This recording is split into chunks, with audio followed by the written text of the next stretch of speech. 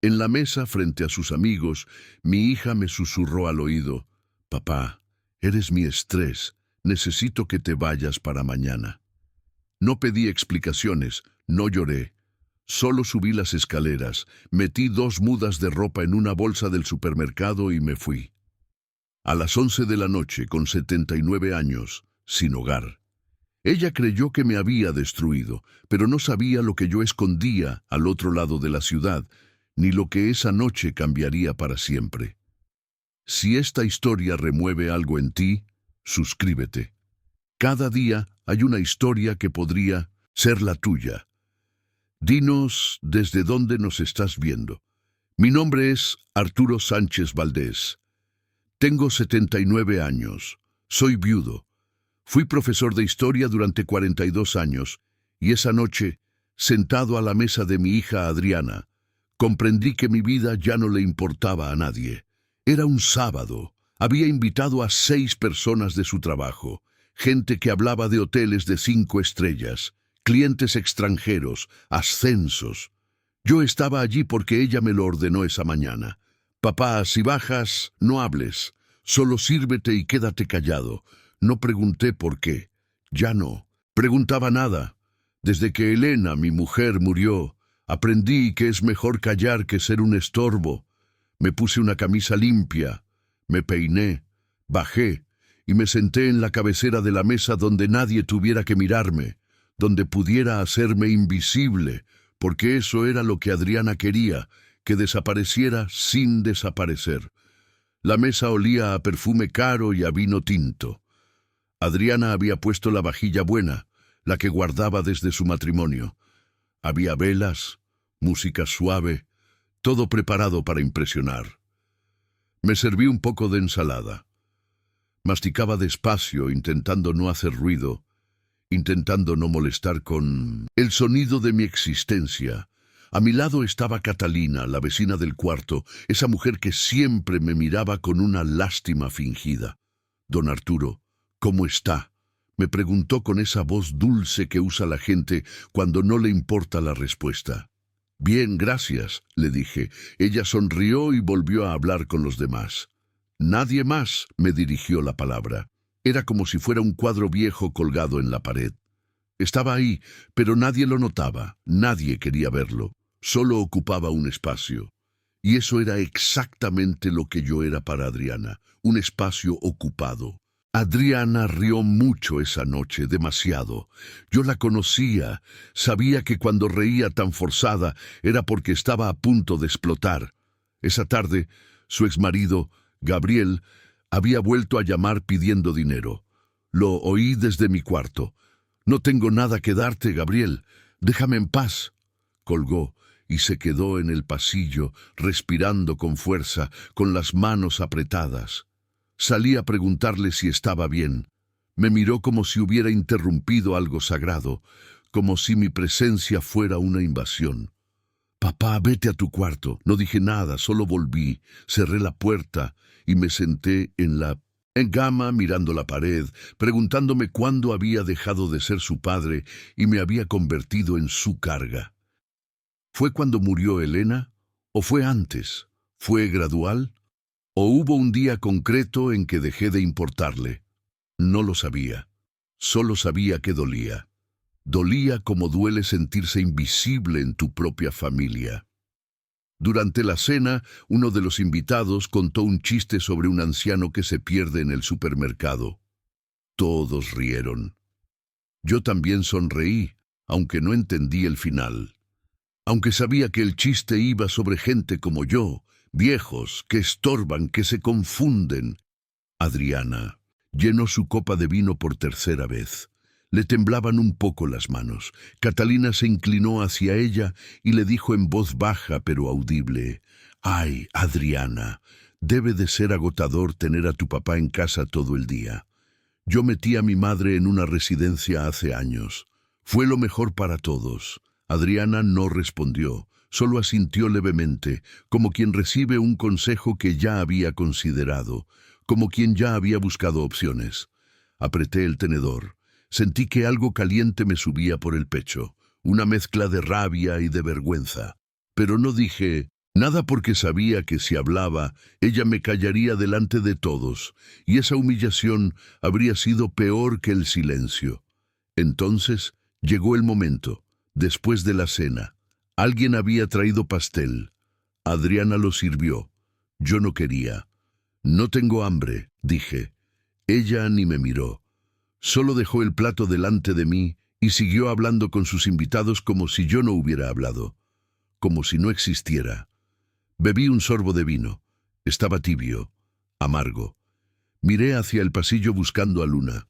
Mi nieta no había vuelto a bajar. Cada vez que Adriana tenía gente en casa, Luna se encerraba en su cuarto, y yo sabía por qué. Porque mi nieta odiaba estas reuniones falsas, porque era la única en esa casa que todavía me miraba a los ojos, que todavía me preguntaba cómo estaba, que todavía me abrazaba cuando volvía del mercado. Pero esa noche ni siquiera Luna bajó, y eso me dolió más que nada porque significaba que Adriana la estaba apartando de mí también. Poco a poco, con órdenes disfrazadas de sugerencias, miré mi plato, el pastel sin tocar, y recordé. Adriana tenía 7 años. Habíamos llegado a esta mesa. Elena le había hecho su pastel de cumpleaños de chocolate, su favorito. Adriana sopló las velas, pidió 3 deseos y luego corrió hacia mí. Papá, pide un deseo conmigo. Y yo lo pedí. Que seas siempre feliz, mi amor. Ella sonrió. Me abrazó con esos brazos pequeños que apenas me rodeaban el cuello y dijo, yo solo quiero que estés siempre conmigo, siempre, papá, para siempre. Cerré los ojos, respiré hondo y volví al presente, a esta mesa, donde esa misma niña, ahora una mujer de 43 años, acababa de decirme que estorbaba, que debía irme, mañana, como quien pide que saquen la basura. Y me pregunté, ¿en qué momento se rompió esa niña? ¿O el que se rompió fui yo? Adriana se levantó para servirse más vino. Cuando volvió, se inclinó hacia mí. Levanté la vista. Tenía los ojos rojos, brillantes, cansados, vidriosos por el alcohol y por algo más, por años de rencor acumulado. Me miró fijamente y dijo en voz baja pero clara, con esa frialdad que solo se aprende con la práctica. Papá, eres mi estrés. Necesito que te vayas para mañana. Algunos de los invitados la oyeron. Uno rió nervioso, sin saber si era una broma. Otro tosió y miró hacia otro lado, incómodo. Catalina levantó las cejas con una sonrisa de complicidad, como diciendo, ya era hora. Bien hecho. Yo me quedé quieto, con el tenedor todavía en la mano, el vino a medio beber, el corazón latiendo despacio como si también él quisiera rendirse. No pregunté a dónde, no pedí explicaciones, no supliqué, porque lo entendí. Ya no había explicaciones, solo agotamiento, solo rechazo, solo esa frase que me partió en dos y que por fin me demostró lo que siempre había temido, que mi hija ya no me quería. Quizá nunca lo hizo.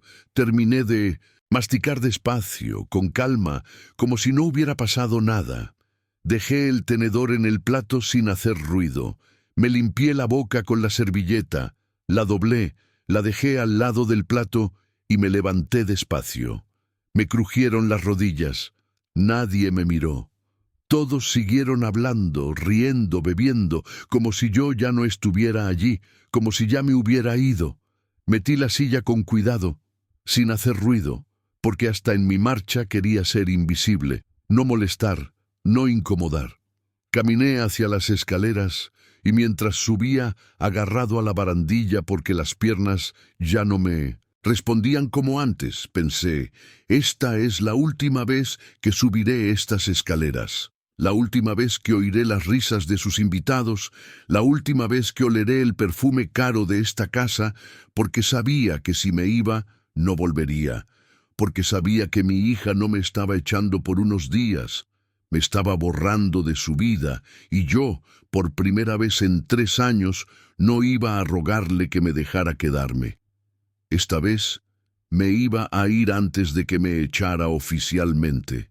Esta vez, Me iba a ir con lo poco que me quedaba. Dignidad. Entré en mi cuarto. El cuarto que antes era el trastero, el cuarto de las cosas que ya no sirven. Ahí guardaba Adriana las cajas de Navidad, las maletas viejas, las cosas que ya no usaba. Y luego me guardó a mí, entre las cajas, entre lo olvidado. Abrí el armario, saqué una bolsa de plástico verde del supermercado, de esas que se guardan por si acaso. Metí 2 pantalones, 3 camisas, ropa interior, mis pastillas para la tensión, mi carnet de identidad, mi libreta donde apuntaba las cosas importantes, las cosas que no quería olvidar, porque a los 79 uno empieza a olvidar, y yo no quería olvidar quién había sido, y una foto de Elena. La foto era de hacía 50 años. Estábamos en la playa. Ella sonreía, yo también. Parecíamos inmortales, parecíamos invencibles, parecía que nada podría separarnos, pero nos separó la muerte y luego la soledad. La miré un momento, le toqué la cara con el dedo. ¿Qué hago, mi amor?, le pregunté en voz baja. ¿A dónde voy? Ella no respondió, nunca respondía, solo me miraba con esa sonrisa eterna, con esa juventud congelada. Guardé la foto, cerré la bolsa, me puse el abrigo, el mismo que usaba para ir a trabajar cuando todavía era alguien, y salí. Bajé las escaleras. Cada escalón crujía como si la propia casa se estuviera despidiendo. Pasé por el salón. Los invitados seguían allí hablando, riendo.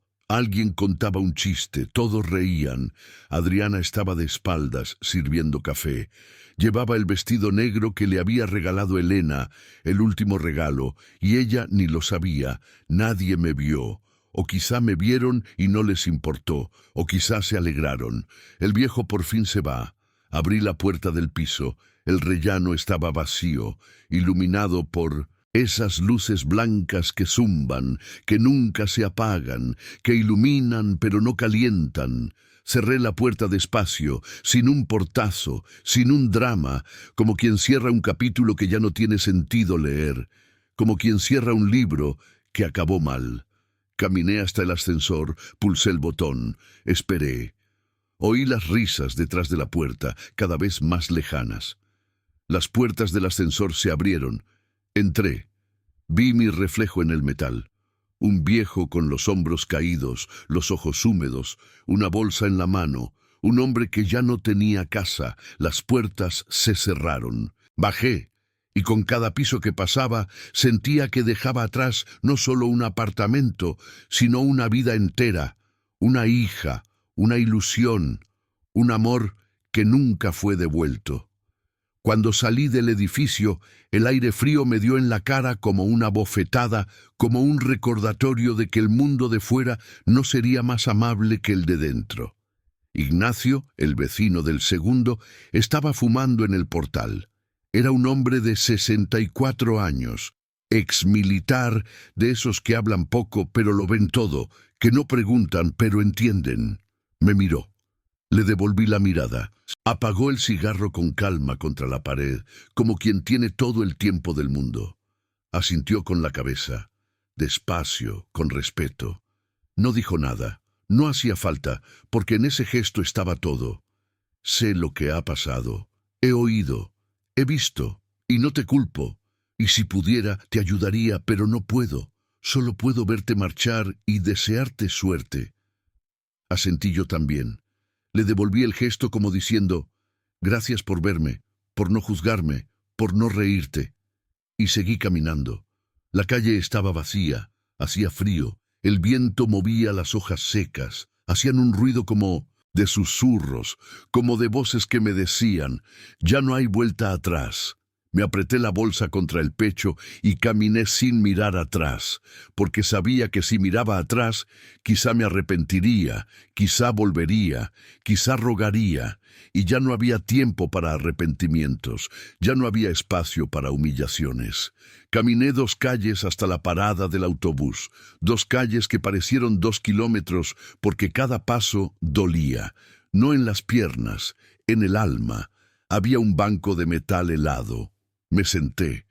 El frío me traspasaba el abrigo, el viento silbaba entre los edificios como un lamento, como una canción triste que nadie quería oír. Pasó un taxi con la luz encendida, no lo paré. No tenía dinero para malgastar en taxis. Y además, ¿para qué? No tenía prisa, no tenía destino, solo tenía una dirección, un nombre, una esperanza. Pasó una pareja joven, abrazada, riendo. Él le susurraba algo al oído. Ella reía, se besaron. Aparté la mirada, no por envidia, sino por dolor, porque recordé cuando yo abrazaba así a Elena, cuando caminábamos por la calle cogidos de la mano, cuando todavía éramos felices, cuando todavía importábamos, cuando todavía teníamos futuro. Ahora ya no importaba, ahora el futuro se había acabado. Ahora yo era un viejo sentado en un banco con una bolsa del supermercado, esperando un autobús que me llevara a ninguna parte, o quizá a alguna. Aún no lo sabía, y mientras esperaba, me pregunté, ¿a dónde va un hombre cuando ya no tiene casa? ¿A dónde va cuando su propia hija le dice que es un estorbo? El autobús llegó a las 11:32, la línea 47. Lo sé porque miré el reloj del poste 3 veces. Como si mirar el reloj pudiera detener el tiempo, como si pudiera retrasar lo inevitable. Ese autobús cruzaba toda la ciudad, desde el centro hasta La Esperanza, el barrio donde viví hace más de 40 años, cuando todavía era joven, cuando todavía tenía futuro, cuando Elena y yo acabábamos de casarnos y todo era posible. Subí despacio. Las rodillas no me respondían como antes. Cada escalón era un esfuerzo, una negociación con un cuerpo que ya no me obedecía. Me agarré con fuerza a la barra porque tenía miedo de caerme y más miedo aún de que nadie me ayudara a levantarme. El conductor levantó la vista. Era un hombre de unos 50 años con un bigote espeso y un uniforme azul gastado. Me miró fijamente, con el ceño fruncido, como intentando reconocerme, y entonces sus ojos se abrieron de par en par. «Profesor Valdés». Lo miré. Tardé un segundo. Pablo Aguirre, mi alumno, hacía 30 años, se sentaba al fondo, dibujaba en los márgenes de sus cuadernos, mapas, batallas, ciudades antiguas, pero era listo, muy listo, de esos alumnos que nunca olvidas. Soy yo, profesor Valdés. No me puedo creer que sea usted. Su voz tenía sorpresa y algo más, preocupación, ternura, como quien ve a un viejo amigo que lo está pasando mal. Miró la bolsa en mi mano, la bolsa verde y barata del supermercado. Me miró la cara, los ojos hinchados, la ropa arrugada, el abrigo viejo, y lo entendió. No pregunté cómo. A veces la gente simplemente lo sabe, porque el dolor se ve, se huele, se siente. Suba, profesor Valdés, y guarde su dinero. No me va a pagar. Intenté protestar, sacar la cartera, hacer lo correcto. No, Pablo, yo... Levantó la mano con firmeza. Usted me enseñó a leer mapas. Usted me enseñó que la historia no son solo fechas, son personas. Personas que sufren, personas que luchan, personas como usted. Esto es lo mínimo que puedo hacer. Por favor, déjeme hacerlo. Asentí, me temblaba la barbilla. Sentí que iba a llorar, pero me contuve porque en el autobús no se llora. Delante de extraños no se llora. Aunque Pablo ya no era un extraño, era un recuerdo de cuando yo todavía importaba, de cuando yo todavía era alguien. Caminé hacia el fondo despacio, agarrándome a los asientos. Me senté en el último, junto a la ventana. Puse la bolsa sobre mi regazo, la abracé como si fuera lo único que me quedaba en el mundo, porque era lo único que me quedaba. Pablo arrancó el autobús, el motor rugió, y yo miré por la ventana, viendo pasar la ciudad, viendo pasar mi vida. La ciudad pasaba despacio, edificios altos con ventanas oscuras, vidas encendidas detrás de cortinas cerradas, gente cenando, viendo la televisión, riendo, viviendo. Negocios cerrados con verjas metálicas, grafitis en las paredes, basura en las esquinas, calles vacías iluminadas por farolas naranjas que parpadeaban a punto de apagarse, como yo. Reconocí algunas esquinas, la panadería donde Elena compraba el pan los domingos, cerrada ahora con un cartel de «Se vende», el parque, donde llevaba a Adriana cuando era pequeña, oscuro, vacío, los columpios oxidados. Otras esquinas no las reconocí. Todo había cambiado. Edificios nuevos donde antes había casas, aparcamientos donde antes había parques. O quizá era yo el que ya no pertenecía, el que se había quedado anclado en otro tiempo. Miré mi reflejo en el cristal, un viejo arrugado con los ojos cansados, barba de 2 días, el pelo revuelto. ¿Cuándo me hice tan viejo? No lo sé. No te das cuenta, es gradual. Un día te levantas, te miras al espejo y ves a tu padre, y entonces lo entiendes. Ya has cruzado al otro lado, ya eres el viejo que la gente evita en el autobús, el que huele a medicina, el que tose demasiado, el que habla solo. Ya eres el que molesta solo con existir, el que estorba. El autobús se detuvo. Frenos que chirriaron, puertas que se abrieron con un suspiro cansado. Subió una mujer joven con un bebé dormido en brazos. Tendría unos 25 años. El pelo recogido, la cara cansada, la ropa sencilla. Se sentó delante. El bebé no se despertó. Tenía la boca abierta, las manitas apretadas. La mujer lo mecía suavemente, con esa ternura que solo tienen las madres, ese movimiento automático, inconsciente, ese amor puro que no pide nada a cambio. La miré y sentí algo punzante en el pecho, un dolor físico, real, porque recordé cuando Adriana era así, pequeña, indefensa, perfecta, cuando me necesitaba para todo, para comer, para dormir, para reír, cuando yo era su héroe, su mundo entero. Papá, cógeme en brazos. Papá, cuéntame un cuento. Papá, tengo miedo, no te vayas. Y yo nunca me iba. Me quedaba a su lado en la cama hasta que se dormía. Le cantaba canciones, le inventaba historias. ¿Cuándo dejó de necesitarme? ¿Cuándo pasé de ser su héroe a ser su carga? ¿Fue cuando creció? ¿Fue cuando se casó? ¿Fue cuando nació Luna? ¿O fue cuando murió Elena y ya no quedó nadie que le recordara que yo también merecía amor? El autobús arrancó de nuevo. La mujer se bajó 3 paradas después. El bebé seguía dormido y yo seguí mirando por la ventana, viendo pasar mi vida, viendo pasar todo lo que perdí. Pablo me miraba por el retrovisor. Lo veía. Nuestras miradas se cruzaban de vez en cuando. Él la apartaba, yo también, pero los dos lo sabíamos. Yo sabía que él quería preguntar. Quería saber qué hacía un viejo como yo, solo con una bolsa del supermercado a las 11 de la noche. Quería saber si estaba bien, si tenía a dónde ir, si necesitaba ayuda, pero no preguntó. Y yo se lo agradecí en silencio con cada kilómetro que pasaba, porque hay preguntas que abren heridas, que te obligan a decir en voz alta lo que apenas puedes pensar. Y las mías aún estaban frescas, aún sangraban. Aún dolían con cada respiración. El autobús siguió su ruta, lento, cansado, como yo. Pasamos por avenidas anchas y desiertas, por barrios que antes conocía, donde había vivido, donde había trabajado, donde había sido feliz, lugares en los que ya no era bienvenido, a los que ya no pertenecía. Y entonces llegamos al Hospital San Vicente, ese edificio blanco que me lo quitó todo. Allí había muerto Elena hacía 3 años, 2 meses y 14 días. Pero, ¿quién los cuenta? Y cerré los ojos instintivamente, apretándolos con fuerza como si eso pudiera borrar la imagen, como si pudiera borrar el recuerdo.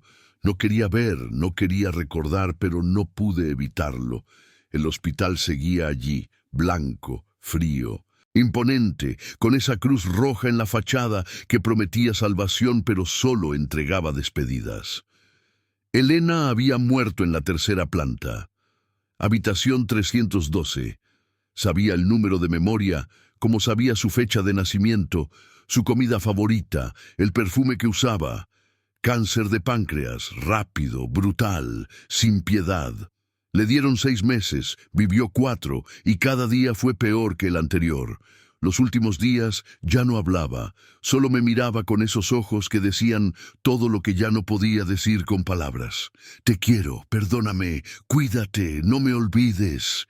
Y yo le sostenía la mano delgada, fría, transparente. Le decía que iba a estar bien, que saldríamos de esta juntos, que la medicina funcionaría, que Dios haría un milagro. Pero los dos sabíamos la verdad. Los dos sabíamos que era mentira, que solo nos quedaban horas, minutos, segundos.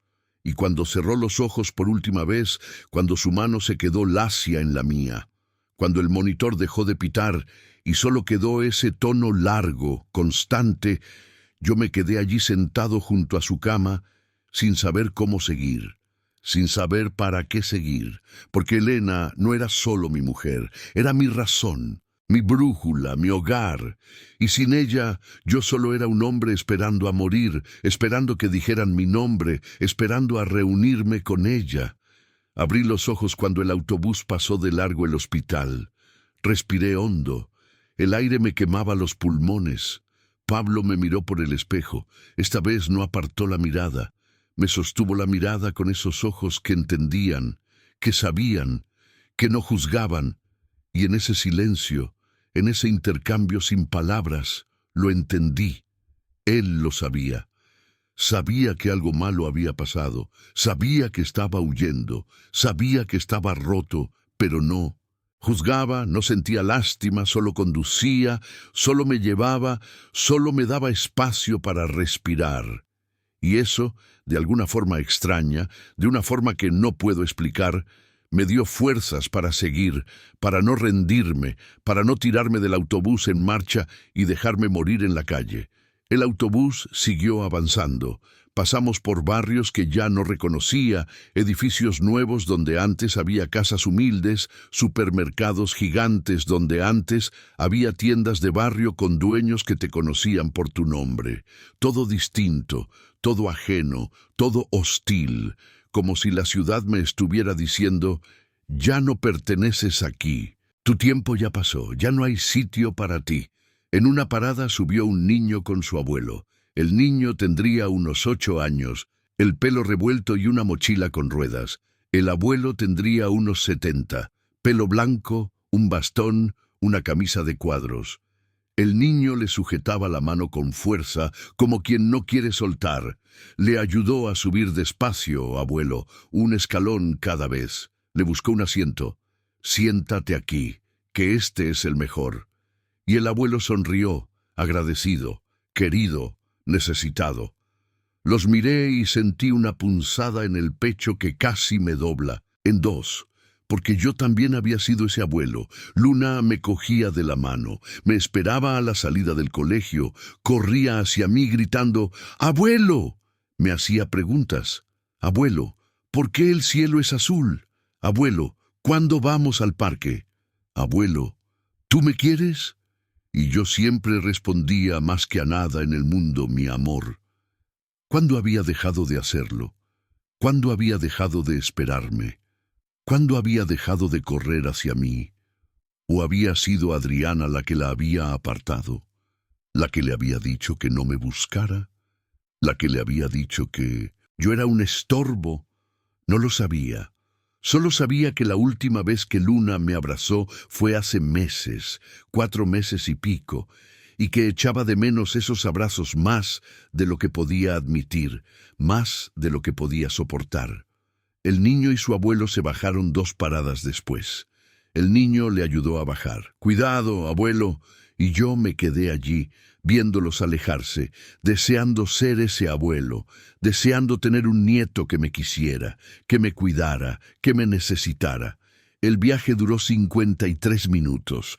Lo sé porque conté cada minuto mirando el reloj del autobús, viendo cambiar los números, porque cada minuto que pasaba era un minuto más lejos de Adriana. Un minuto más lejos de esa mesa donde me dijeron que estorbaba. Un minuto más cerca de... ¿qué? No lo sabía. Solo sabía que tenía que alejarme. El autobús se fue vaciando poco a poco. Se bajó la mujer del bebé. Un grupo de adolescentes ruidosos también, riendo, oliendo a alcohol y a perfume barato. Un borracho que subió a mitad de camino, tropezando, hablando solo. Al final, solo quedamos Pablo y yo, solos en ese autobús vacío que cruzaba la ciudad dormida. Él redujo la velocidad, más lento de lo normal, como dándome tiempo, como esperando que cambiara de opinión. Miró por el espejo. «Profesor Valdés, ¿está seguro de que va a estar bien?» Su voz tenía una preocupación genuina, real, no fingida. Asentí. Intenté sonreír, pero no me salió. «Sí, Pablo, gracias. Gracias por todo». No pareció convencido. Me miró como quien mira a una persona a punto de hacer algo irreversible. Pero no insistió. Solo siguió conduciendo despacio hasta el final, hasta la última parada, hasta donde acababa la línea, hasta donde acababa la ciudad, hasta donde quizá empezaba mi nueva vida o donde acababa la que tenía. La esperanza, última parada. La voz de Pablo sonó cansada, ronca, como si él también estuviera llegando al final de algo. Detuvo el autobús, el motor se apagó. El silencio fue ensordecedor. Me levanté despacio, agarrándome al asiento de delante. Me crujieron las rodillas, protestaron, me dolía todo. Caminé hacia la puerta. Cada paso era un esfuerzo. Pablo se giró en su asiento. Me miró, con esos ojos llenos de algo que no supe identificar. Lástima, respeto, miedo. «Profesor Valdés, mi número está en el cartel de la empresa.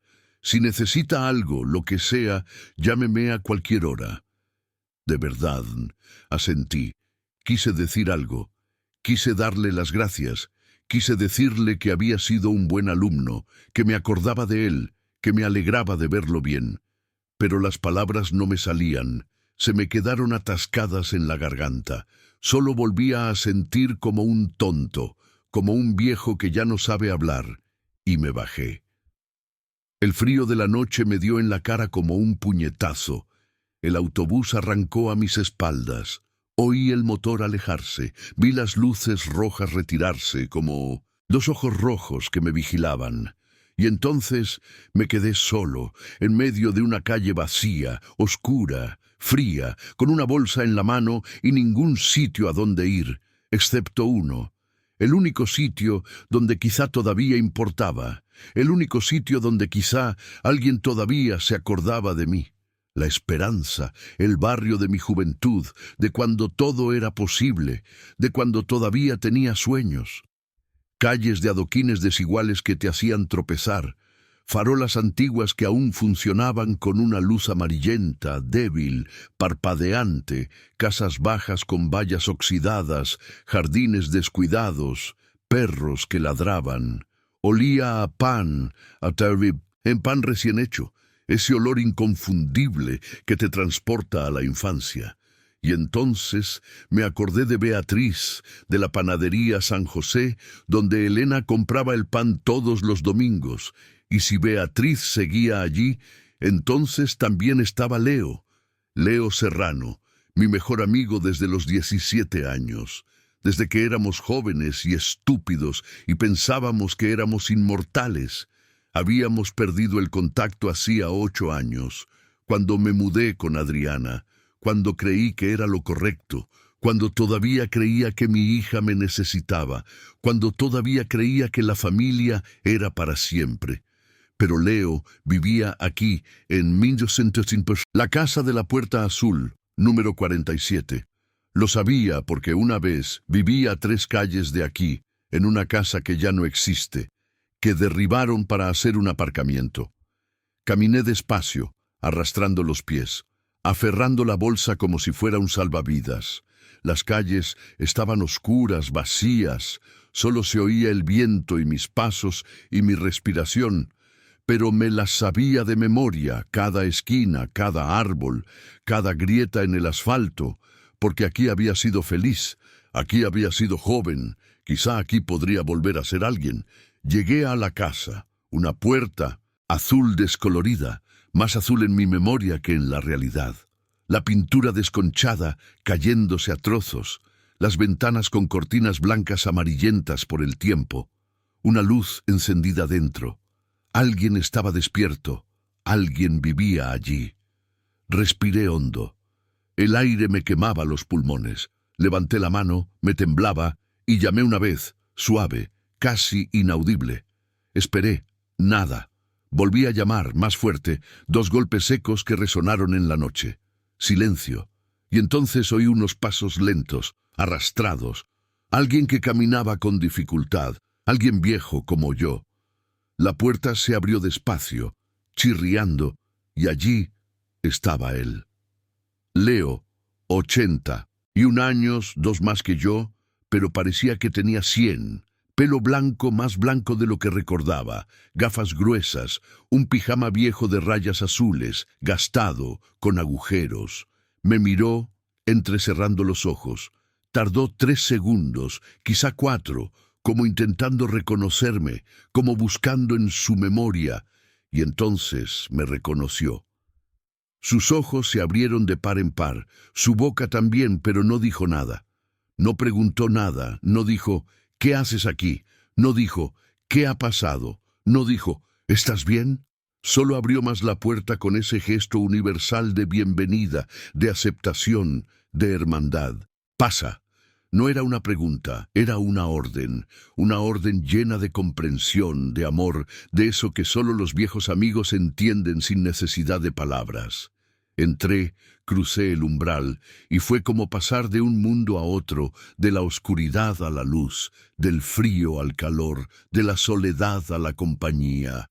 Leo cerró la puerta a mi espalda con cuidado, como cerrándole la puerta al pasado, como protegiendo el presente, y por primera vez en 3 años, desde que murió Elena, sentí que había llegado a casa, a un lugar donde no tenía que pedir perdón por existir, a un lugar donde todavía importaba, a un lugar donde quizá podría volver a empezar a vivir.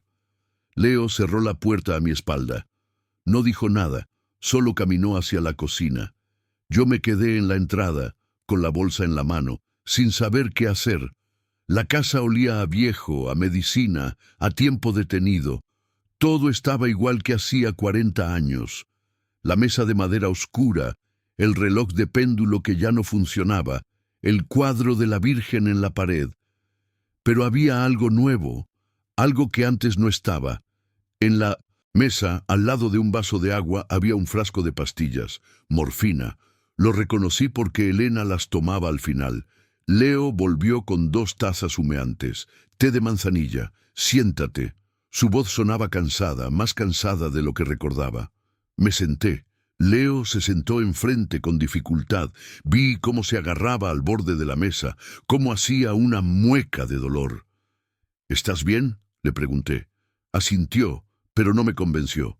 Leo, esas pastillas. Bajó la mirada, suspiró. Cáncer de páncreas, fase 4, me quedan 3 meses, quizá 4 si tengo suerte. Sentí como si me hubieran dado un puñetazo en el pecho. ¿Qué? La voz me salió rota. Leo bebió un sorbo de té. Me lo diagnosticaron hace 6 meses. No quise decírselo a nadie. ¿Para qué? Ya no hay nada que hacer. Me quedé sin palabras, mirándolo fijamente, y entonces lo entendí. Mi único amigo también se estaba muriendo, y yo ni siquiera lo sabía. Solo lo miraba fijamente. Leo, mi amigo, el que me enseñó a jugar al ajedrez a los 17 años. El que estuvo conmigo el día de mi boda, el que lloró conmigo cuando murió Elena, y ahora me estaba diciendo que se moría, y yo no había estado allí. No lo había sabido, no había podido despedirme. Leo, lo siento, negó con la cabeza. No hay nada que perdonar. Debería haber estado ahí. Estás aquí ahora, y eso es lo único que importa. Me sequé los ojos. Pero las lágrimas seguían saliendo porque lo estaba perdiendo todo, a Elena, a Adriana, a Leo, y no sabía cómo seguir perdiendo y mantenerme en pie. ¿Por qué no me llamaste?, le pregunté, con una mezcla de rabia y de dolor en la voz. Leo me miró. Llamé a tu casa hace 4 meses, me contestó Adriana. Le dije que necesitaba hablar contigo, que era urgente. Hizo una pausa, respiró. Me dijo, Leo, mi papá ya no puede estar con viejos amigos. No está bien de la cabeza. Si vuelve a llamar, lo denunciaré por acoso. Sentí que algo se rompía dentro de mí. ¿Qué? Leo asintió. Le pedí que te dijera que había llamado. Se rió y colgó. Me llevé la cara a las manos. No podía respirar. Adriana no solo me había humillado, también me había cortado el último lazo con el mundo, con mi pasado, con mi vida. Intenté llamar 2 veces más. Siempre contestaba ella. La tercera vez me amenazó con bloquear el número. Leo dejó su taza en la mesa. Le temblaban las manos. Arturo, tu hija no solo te echó de su casa, te borró de tu vida. Y entonces algo dentro de mí explotó. Me levanté de un salto de la silla. Se cayó hacia atrás. No tenía derecho, grité. Mi voz sonaba ronca, desesperada. Yo la cuidé, yo le di todo. Leo no dijo nada, solo me miraba, con esa mirada de quien entiende el dolor porque también lo ha vivido. Caminé en círculos, con las manos en la cabeza, respirando con fuerza. ¿Por qué? ¿Por qué me hizo esto? Leo se levantó despacio, se acercó, me puso una mano en el hombro. Porque la gente cansada se vuelve cruel, Arturo, y tu hija está cansada. Pero eso no justifica nada. Negué con la cabeza. Yo nunca le hice daño, nunca le pedí nada. Leo me apretó el hombro. Lo sé, pero a veces la gente no necesita razones para rechazarte, solo necesita espacio. Y tú estabas ocupando ese espacio.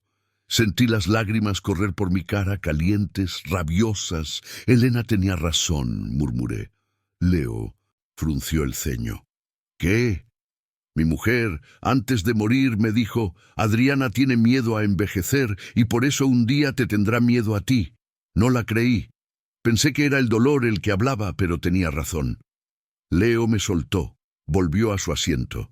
Arturo, hay algo más que tienes que saber. Lo miré. ¿Qué más podía haber?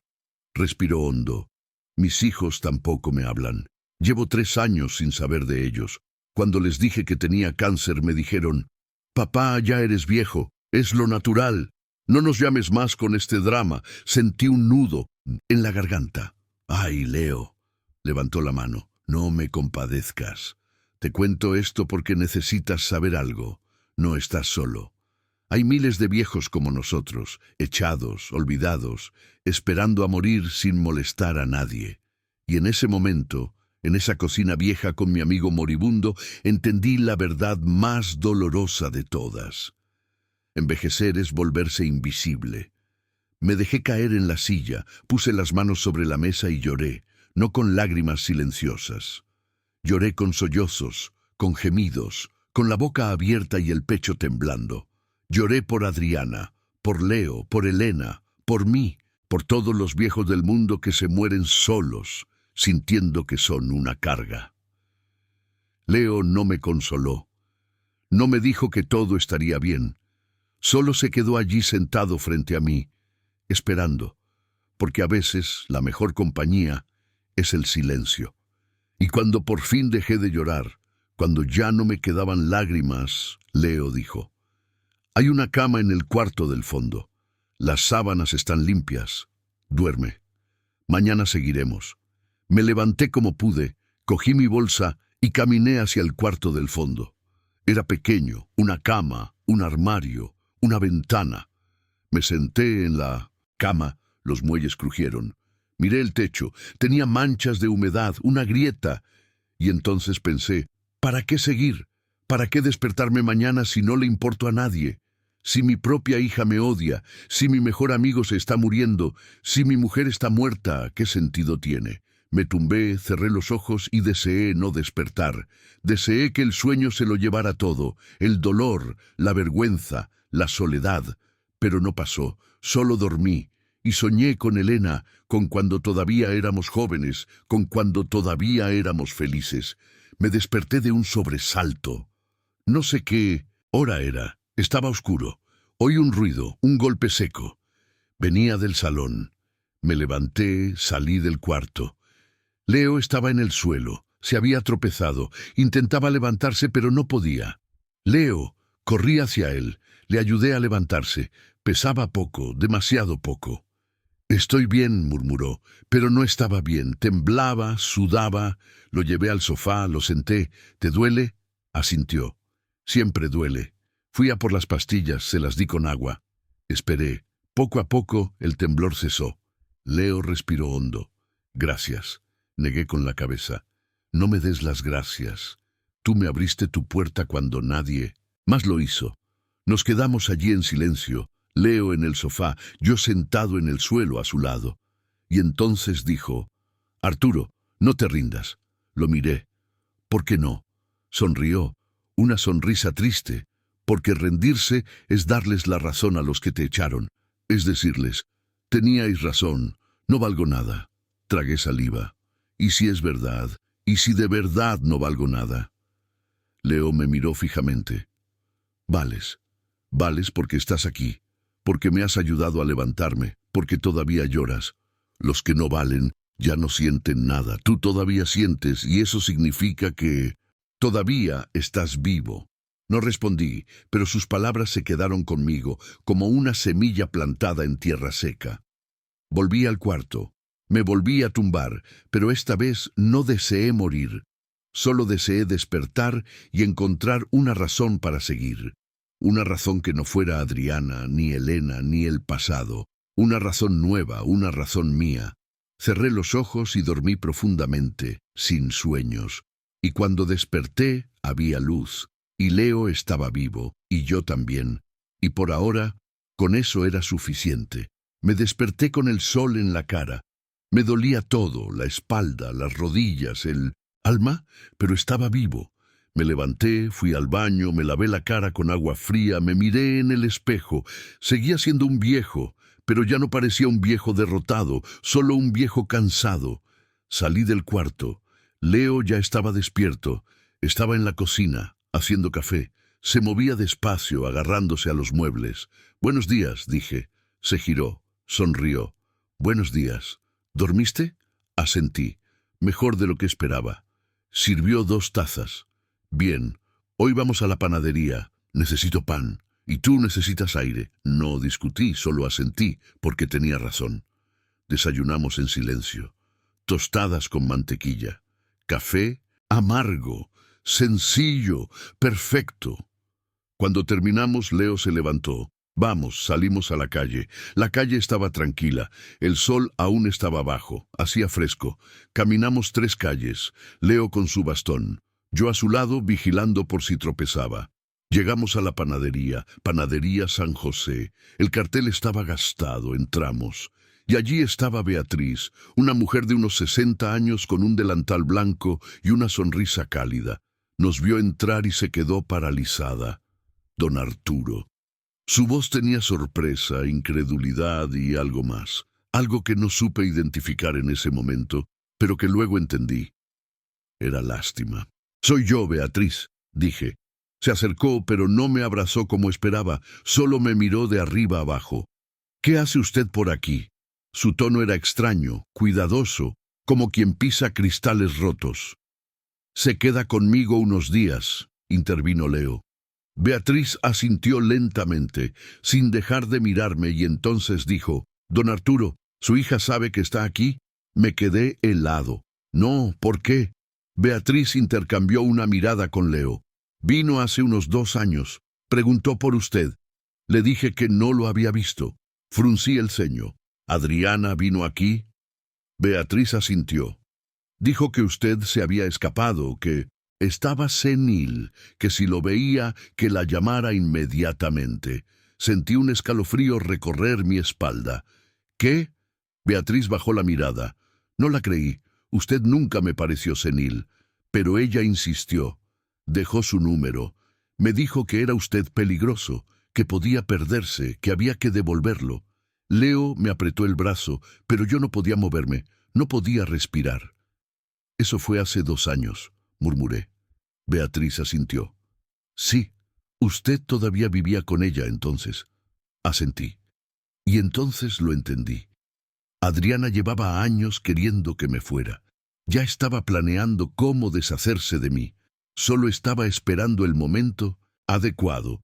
Y ese momento llegó el sábado pasado, cuando por fin me dijo que me fuera, cuando por fin ejecutó el plan que llevaba años construyendo. Don Arturo, ¿está bien?, preguntó Beatriz. No estaba bien, pero asentí. Sí, gracias por decírmelo. Suspiró. No sabía si decírselo, pero pensé que tenía que saberlo. Compramos el pan. Pagó Leo. Salimos, caminamos en silencio. Yo estaba procesando. Adriana no me había echado en un arrebato. No era el estrés del momento. Era planeado, calculado. Llevaba años queriendo que me fuera y por fin lo había conseguido. Y yo, como un tonto, pensaba que todavía me quería, que todavía era su papá. Pero no, solo era un problema que había ido posponiendo hasta que no pudo más. Volvimos a la casa, entramos. Me senté en el sofá, me llevé la cabeza a las manos. Leo se sentó a mi lado. Arturo, no digas nada, murmuré. Solo no digas nada. Nos quedamos allí en silencio hasta que sonó el teléfono de Leo. Lo miró, frunció el ceño. Es un número que no conozco, contestó. Diga. Oí una voz de mujer al otro lado, joven, desesperada. Leo me miró. Es para ti. Me pasó el teléfono. Diga. Abuelo. Era Luna, mi nieta, pero su voz sonaba extraña, rota. Luna, ¿qué pasa? Abuelo, me escapé. Sentí que se me paraba el corazón. ¿Qué? Me escapé de casa. Ya no aguanto más a mamá. La odio, abuelo. La odio. Lloraba. Me levanté. Luna, ¿dónde estás? En la estación de autobuses. Saqué dinero de mi hucha. Compré un billete. Voy para allá. ¿Cómo sabías dónde estoy?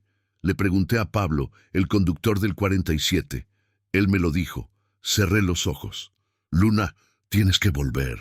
No, no voy a volver. Mamá me pegó, abuelo. Me pegó por defenderte. Sentí rabia. Rabia pura. ¿Te pegó? Sí. Le dije que eras un buen hombre, que no tenía derecho a echarte, y me pegó. Me dijo que era una malagradecida, que no sabía nada de la vida. Si estás escuchando mi historia, déjame un comentario diciéndome desde dónde nos estás viendo. A veces necesito saber que no estoy solo en esto. Luna, ¿ya ha salido el autobús? Sí, llego en 1 hora. Miré a Leo. Asintió como diciendo, deja que venga. Suspiré. Está bien, ven, pero luego hablaremos con tu madre. No quiero hablar con ella. Luna. No, abuelo. Ella te echó, te humilló, y yo no se lo voy a perdonar nunca. Colgó. Me quedé allí con el teléfono en la mano. Leo me miró. ¿Qué ha pasado? Luna se ha escapado. Viene para acá. Adriana le pegó. Leo cerró los ojos. Dios mío, asentí. Esto se va a poner peor. 1 hora después llegó Luna. Llamó a la puerta. Abrí y allí estaba mi nieta. 16 años, delgada, con el pelo revuelto, una mochila al hombro y un moratón en el brazo. La abracé con fuerza. Se aferró a mí y lloró. Abuelo, lo siento. Lo siento. Mucho. No tienes que disculparte, mi amor. Tú no has hecho nada malo. Yo debería haberte defendido antes. Debería haber dicho algo cuando te echó. Luna, tú no tienes que defenderme. Yo soy el adulto. Se separó, me miró con esos ojos llenos de lágrimas. Pero no tiene derecho, abuelo. No tiene derecho a tratarte así. Asentí. Lo sé, pero ya pasó. Y tú estás aquí, y eso es lo que importa. Luna se sentó a mi lado. Me miró fijamente. Abuelo, ¿sabes qué fue lo peor? Negué con la cabeza. Lo peor no fue que mamá te echara, fue que yo no dije nada. Estaba en mi cuarto, oí todo, la cena, las risas, lo que te dijo, y no bajé, no te defendí. Solo me quedé arriba llorando, odiándome por ser una cobarde. Le cogí la mano. Luna, no. Abuelo, déjame terminar. Cuando te fuiste bajé. Le pregunté a mamá dónde estabas y me dijo, se ha ido y no va a volver porque por fin entendió que aquí no lo querían. Y yo le dije, a ti tampoco te quieren, mamá, pero nadie tiene el valor de decírtelo. Y me pegó, por primera vez en mi vida. Me pegó, lloró y yo también. Luna saludó a Leo. Él la recibió con una sonrisa. Bienvenida, niña. Ella sonrió tímidamente. Se sentó en el sofá. Le preparé un té, le di pan. Comió despacio y entonces volvió a sonar el teléfono de Leo. Esta vez, el nombre en la pantalla era claro. Adriana. Leo me miró. ¿Contesto? Respiré hondo. Sí, contesta. Leo contestó, lo puso en altavoz. Y entonces oímos la voz de Adriana gritando, desesperada, furiosa. ¿Dónde está mi hija? Leo, como mi padre la tenga ahí, te juro que llamo a la policía. Devuélvemela ahora mismo. Luna se tensó. Le puse una mano en el hombro y entonces hablé con calma, con firmeza. Adriana, soy yo. Silencio al otro lado y luego su voz rota, enfurecida. Papá, devuélveme a mi hija. Está bien, está conmigo y se va a quedar aquí hasta que te calmes. No tienes derecho, tú tampoco tenías derecho a pegarle. Más silencio. Y luego, con voz temblorosa, te lo ha contado. Sí, me lo ha contado. Papá, yo no quería. Sí que querías y lo hiciste y ahora vas a vivir con las consecuencias. ¿Qué consecuencias? Luna se queda conmigo, al menos por ahora. ¿Y tú? Tú vas a pensar en lo que has hecho. A mí, a ella, a todos. Colgué. Adriana volvió a llamar. No contesté. Llamó 5 veces más. Apagué el teléfono y miré a Luna. Me estaba mirando con los ojos llenos de lágrimas. Gracias, abuelo. Asentí, y por primera vez en días sentí algo parecido a un propósito. Proteger a mi nieta, incluso de su propia madre. Esa noche, Luna durmió en el sofá. Leo le prestó mantas. Yo me quedé despierto, sentado en la cocina, mirando por la ventana. No podía dormir. Pensaba en Adriana, en su voz cuando llamó. Desesperada, furiosa, pero no arrepentida, nunca arrepentida. A las 3 de la mañana volvió a sonar el teléfono de Leo. Él estaba dormido. Contesté. Diga. Silencio. Y luego una voz que no había oído en años. Arturo. Era Irene, mi hermana. La pequeña, 68 años. Vivía fuera del estado. Desde que murió Elena, apenas hablábamos. Irene, gracias a Dios, me ha llamado Adriana. Me ha dicho que te has escapado, que has abandonado la casa, que estás senil y eres peligroso. Cerré los ojos. No estoy senil, Irene, lo sé, por eso te llamo. Adriana, está diciendo cosas horribles. Dice que abusaste de ella, que le robaste dinero, que Luna está en peligro contigo. Sentí que algo explotaba dentro de mí. ¿Qué? La voz me salió más alta de lo que quería. Luna se removió en el sofá. Bajé el tono. Irene. Ella me echó. Me dijo que era su estrés, que me fuera, y me fui. Irene suspiró al otro lado. Lo sé, hermano, lo sé. Por eso te llamo, porque tienes que saber lo que está diciendo. Lo está reescribiendo todo. Ha llamado a medio mundo, a los vecinos, a su trabajo. Incluso ha llamado a Daniel. Me quedé helado. A Daniel, sí. Le ha dicho que te has vuelto loco, que necesitas ayuda psiquiátrica, que Luna te ha manipulado. No podía creerlo, pero al mismo tiempo sí podía, porque así era Adriana. Cuando las cosas no le salían bien, cambiaba la historia. Irene, tú la creíste. Hubo un silencio largo, doloroso. Al principio sí. Pensé, mi hermano es mayor. Quizá de verdad está confundido. Pero luego llamé a Ignacio, tu vecino. Él me lo contó todo. Me contó lo de la cena, lo que te dijo Adriana, cómo te fuiste con solo una bolsa. Y entonces lo supe. Mi sobrina te echó y ahora está mintiendo para no quedar mal. Sentí un alivio. Al menos alguien me creía. Gracias, Irene. No me des las gracias. Debería haberte llamado antes. Debería haberte preguntado cómo estabas. Pero yo también estaba cansada, enferma, y pensé que Adriana te estaba cuidando. No me estaba cuidando, Irene. Me estaba soportando hasta que no pudo más. Irene lloró. Perdóname, hermano. Perdóname por no haber estado ahí. No tienes que disculparte. Nadie tiene que disculparse. Yo solo necesito que sepas la verdad. La sé. Y se la voy. Y decir a todo el mundo. Voy a llamar a Adriana y le voy a decir que es una mentirosa, que lo que ha hecho está mal. No, Irene, no lo hagas. ¿Por qué no? Porque solo empeorará las cosas. Déjala, que se quede con sus mentiras. Yo ya no necesito que la gente me crea, solo necesito paz. Irene suspiró. Está bien, pero hermano, vente a mi casa, por favor. No te quedes ahí. Estoy bien aquí, Irene. Leo me está cuidando. Hubo un silencio, y entonces Irene dijo algo que me heló la sangre. Arturo, Daniel también quiere hablar contigo. Me quedé sin palabras. Daniel, mi hermano menor, 72. Llevábamos 8 años sin hablarnos. Desde que murió nuestra madre, desde que nos peleamos por la herencia. Él quería vender la casa. Yo quería conservarla, porque había cuidado a mamá hasta el final. Nos peleamos. Me dijo cosas horribles. Tú siempre fuiste el favorito, siempre tú. Yo no existo para esta familia. Y colgó. Y no volvió a llamar nunca, hasta ahora. No quiero hablar con él, dije. Arturo, está enfermo. Sentí un nudo frío en el estómago. ¿Qué? Cáncer avanzado. Por eso quiere hablar contigo antes de que sea tarde. No respondí. No sabía qué decir. Daniel, enfermo, muriéndose como Leo, como Elena, como todos. Arturo, dale una oportunidad, por favor. Irene me dijo que le arruiné la vida, que por mi culpa nunca fue feliz.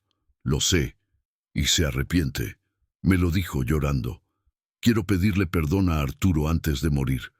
Por favor, hermano, habla con él. Cerré los ojos. Respiré hondo. Está bien. Dile que me llame. Irene suspiró aliviada. Gracias. Gracias, hermano. Pero Irene, si viene con mentiras o manipulaciones, le cuelgo. No lo hará, te lo prometo. Colgamos. Me quedé allí, sentado mirando el teléfono. Daniel, después de 8 años, ¿qué podía decir que cambiara algo? A la mañana siguiente, mientras desayunábamos, alguien vino a la puerta. Leo abrió. Era una mujer de unos 38 años, delgada, con la cara cansada, el pelo recogido. Señor Serrano, él asintió. Soy Sara Girón. No sé si se acuerda de mí. Leo frunció el ceño. Y entonces se acordó. La empleada del hogar que trabajaba en casa de Adriana. Ella asintió. Sí. ¿Está él aquí? Me levanté, salí de la cocina. La vi y algo dentro de mí se rompió porque Sara había sido buena conmigo. Me trataba con respeto, me escuchaba y Adriana la había despedido sin explicación. Sara me vio y sus ojos se llenaron de lágrimas. Don Arturo, gracias a Dios, entró, se sentó, le serví un café, temblaba. Don Arturo, he intentado encontrarlo. Llamé a la casa. Adriana me bloqueó. Le escribí a Luna. Me dijo que usted se había ido, y entonces encontré el número del señor Serrano en un papel viejo que había guardado. Leo asintió. Me llamó hace 2 días. Le dije que Arturo estaba aquí. Sara me miró. Necesito contarle algo que debería haberle contado hace meses, pero tenía miedo. Me tensé. ¿Qué? Respiró hondo. Adriana me pidió que le diera mal las pastillas, que mezclara las dosis, que le dejara dormir más, que no le despertara para las comidas. Decía, cuanto más duerma, menos molesta. Sentí como si me hubieran echado un cubo de agua helada. ¿Qué? Sara asintió, llorando. No lo hice. Le juro que no lo hice. Por eso me despidió, porque me negué. Le dije, señora, eso es un maltrato. No puedo hacerlo.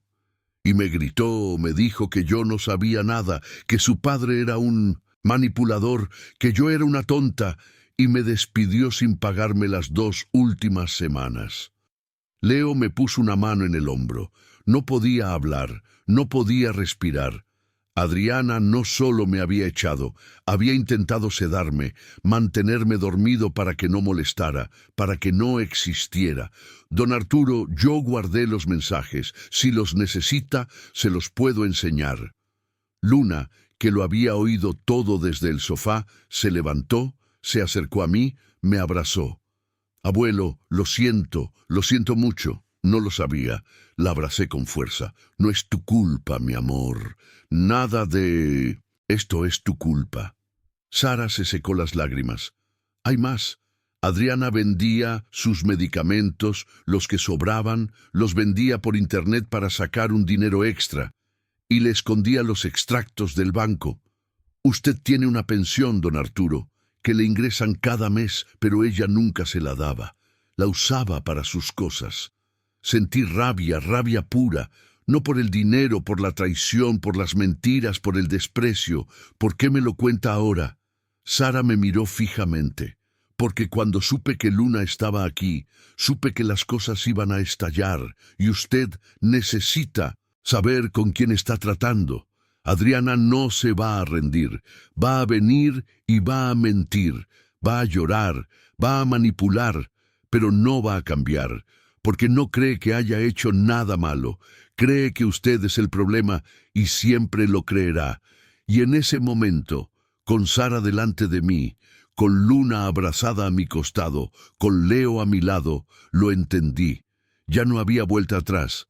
Mi hija me había traicionado de formas que ni siquiera podía imaginar, y ya no podía perdonarla, porque perdonar a alguien así sería traicionarme a mí mismo. Sara se quedó 2 horas. Nos enseñó los mensajes, las conversaciones con Adriana, las órdenes, las amenazas. Como le digas algo a mi padre, te denuncio. No sabes lo que es vivir con un viejo en casa. Haz lo que te digo, o búscate otro trabajo. Leí cada mensaje, y cada uno era una puñalada. Luna también los leyó, y lloró. Mamá, ¿cómo pudo? No tuve respuesta porque no lo entendía. No entendía cómo mi hija, la niña que había tenido en brazos, que había llevado al colegio, que había consolado cuando lloraba, se había convertido en esto, en alguien capaz de hacerme daño sin remordimientos. Cuando Sara se fue, me quedé sentado en el sofá. Luna estaba a mi lado, Leo en su sillón. Ninguno de los 3 hablaba, hasta que Luna dijo: «Abuelo, hay algo más que tienes que saber». La miré. «¿Qué?». Se levantó. Fue a su mochila y sacó un cuaderno viejo, de tapas gastadas y hojas amarillentas. «Encontré esto en el cuarto de mamá. Estaba escondido al fondo de su armario. Creo que era de la abuela. Me lo entregó. Lo cogí. Me temblaban las manos. Era el diario de Elena. Lo reconocí por la letra, por el olor a lavanda, a ella». «¿Lo leíste?», le pregunté. Luna negó con la cabeza. «No». Sentí que no debía. «Es tuyo». Abrí el diario. Las primeras páginas eran de hacía años, décadas. Notas sencillas. «Hoy Arturo me ha regalado flores». Adriana ha dado sus primeros pasos. Fuimos al cine. Nos reímos. Cosas felices, cosas normales. Pero hacia el final, las entradas cambiaron. Se volvieron oscuras, tristes. Adriana está cambiando. Ya no sonríe como antes. Le he preguntado si está bien. Me ha gritado. Me ha dicho que me meta en mis asuntos. Arturo no lo ve, pero yo sí. Nuestra hija nos está dejando atrás. Pasé las hojas y llegué a la última entrada, fechada 3 días antes de que Elena muriera, y lo que leí me partió en 2. Seguí leyendo. Otra entrada de 2 años antes de su muerte.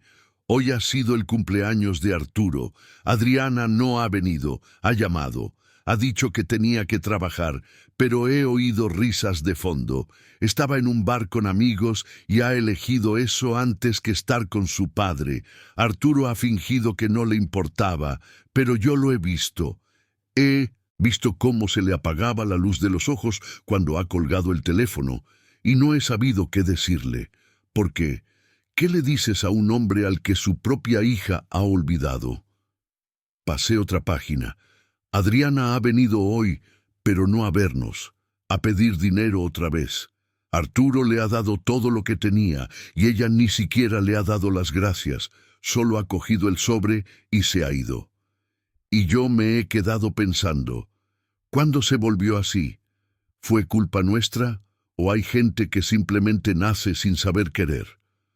Hoy, Adriana ha venido al hospital, no a verme a mí, sino a preguntar cuánto tiempo me quedaba. Le he dicho, poco, semanas, quizá días, y ella ha suspirado, no de tristeza, de alivio, como quien se quita un peso de encima, y luego ha dicho, ¿y papá? ¿Estará bien solo? Le he dicho, tu padre no estará solo, te tendrá a ti. Se ha reído, una risa amarga. Mamá, yo no puedo cuidar de papá. Tengo mi vida, mi trabajo, mi hija. No puedo. Le he dicho, es tu padre, Adriana, te necesita, y me ha mirado fijamente. Mamá, yo no lo elegí a él. Tú me elegiste a mí, pero yo no elegí esto. Y se ha ido sin despedirse, sin abrazarme. Y yo me he quedado aquí, en esta cama de hospital, sabiendo, mi hija va a rechazar a su padre y no hay nada que yo pueda hacer para evitarlo. Cerré el diario, me temblaban las manos, Luna me estaba mirando. ¿Qué dice, abuelo? No pude hablar, solo le entregué el diario. Ella leyó y se llevó las manos a la boca. No, no puede ser. Leo también lo leyó y negó con la cabeza. Elena lo sabía. Asentí. Sí, lo sabía y no pudo hacer nada. Luna lloró. Abuelo, lo siento mucho. La abracé. No te disculpes, mi amor. Tú no eres tu madre, tú eres diferente. Se aferró a mí. No te abandonaré nunca, nunca. Y supe que era verdad, porque Luna tenía el corazón de Elena, no el de Adriana. Seguí leyendo. Había más. Una nota suelta, escrita con letra temblorosa, como si a Elena apenas le quedaran fuerzas para sostener el bolígrafo. Arturo, si estás leyendo esto es porque ya no estoy, y es porque algo ha ido mal, algo que yo temía. Adriana te ha rechazado, lo sé, lo vi venir durante años, lo vi, en su forma de mirarte, en su forma de suspirar cuando hablabas, en su forma de evitar abrazarte. Intenté hablar con ella, intenté hacerle entender, pero no escuchaba. Y ahora, mi amor, te digo esto, no vuelvas. Si te echó, no vuelvas. No le ruegues, no te humilles, porque Adriana no sabe querer y tú mereces que te quieran. Las lágrimas cayeron sobre el papel, emborronando la tinta. Tu sitio no es con ella. Tu sitio es donde te reciban con los brazos abiertos, donde no tengas que pedir perdón por existir, donde no seas una carga. Busca a Leo, siempre fue tu verdadero hermano, más que Daniel, más que nadie. Búscalo y quédate con él. Y vive, Arturo, vive sin culpa, sin vergüenza, sin pedir perdón por envejecer, porque envejecer no es un crimen, es un privilegio, y tú mereces vivirlo en paz. Te quiero, siempre te quise, y esté donde esté, estaré cuidando de ti. Elena. Cerré el diario, lo apreté contra mi pecho, y lloré como no había llorado desde que ella murió, porque Elena me había conocido, me había entendido, y me había dado permiso para ser feliz sin Adriana. Luna me abrazó, Leo me puso una mano en el hombro, y nos quedamos así, los tres, en esa casa vieja, con ese diario viejo y esas verdades viejas que por fin salían a la luz. Después de un rato, me calmé, me sequé la cara y dije, Elena tenía razón, no voy a volver. Luna asintió. No tienes que volver, abuelo. Te puedes quedar aquí conmigo con el señor Serrano. Leo sonrió. Esta casa es tuya, Arturo. Todo el tiempo que necesites. Asentí. Y por primera vez en días sentí algo parecido a la esperanza. No era felicidad, aún no, pero era algo. Era la certeza de que merecía la pena seguir, de que Elena me cuidaba, incluso desde la muerte. Esa tarde, alguien llamó a la puerta. Leo fue a abrir y entonces oí una voz grave, ronca, familiar. ¿Está Arturo? Leo se giró, me miró como preguntando, ¿quieres ver a esta persona? Me levanté, fui a la puerta y allí estaba Daniel, mi hermano. 72 años, pero parecía que tenía 90. Delgado, pálido, con unas ojeras profundas, con un bastón, con ropa que le quedaba grande. Y cuando me vio, se le llenaron los ojos de lágrimas. Arturo. No respondí, solo lo miré y esperé, porque esta vez no iba a ser yo el que hablara primero. Esta vez, él tenía que dar el primer paso. Daniel bajó la mirada. ¿Puedo pasar? Leo me miró. Asentí. Daniel entró. Se sentó en el sofá. Yo me senté enfrente. Luna estaba en la cocina. Leo también, dándonos espacio. Daniel me miró y dijo, «Vengo a pedirte perdón». No respondí, solo esperé. Continuó. «Lo que te dije hace 8 años estuvo mal. Estaba enfadado, resentido, celoso. Mamá siempre te prefirió a ti y nunca lo superé. Pero eso no justifica nada. Tú la cuidaste, tú te sacrificaste y yo solo quería dinero». Se le rompió la voz. «Y ahora me estoy muriendo y me doy cuenta de que he perdido 8 años, años que podría haber pasado contigo, años que podría haber sido tu hermano. Sentí algo en el pecho. No era perdón, aún no, pero era algo, era comprensión, porque Daniel también estaba solo, también tenía miedo, también se moría sin nadie que lo cuidara». «¿Por qué ahora?», le pregunté. Daniel me miró. «Porque me llamó Irene y me contó lo que te hizo Adriana, y me vi reflejado en ella. La misma rabia, el mismo rencor, la misma incapacidad para querer, y no quiero morir siendo como ella, no quiero morir odiándote». Cerré los ojos, respiré hondo y dije, «Yo no te odio, Daniel, nunca te he odiado. Solo estaba dolido porque me dejaste». Asintió. «Lo sé. Y lo siento, de verdad lo siento. Y en ese momento, en esa casa, con mi hermano enfermo delante de mí, lo entendí. El perdón no borra el dolor, pero sí te permite seguir adelante. Y yo estaba cansado de guardar rencores». Daniel y yo nos quedamos allí mirándonos. Hacía 8 años de la última vez. 8 años de silencio, de rencor, de palabras que nunca se dijeron. Se le veía tan enfermo, tan frágil, tan roto. «¿Cuánto tiempo te queda?», le pregunté. Bajó la mirada. 3 meses, quizá menos. Asentí. «Lo siento», negó con la cabeza. «No lo sientas. Me lo merezco. Por todo lo que te hice, por todo lo que te dije». Leo apareció con café. Nos sirvió en silencio. Luna seguía en la cocina, escuchando.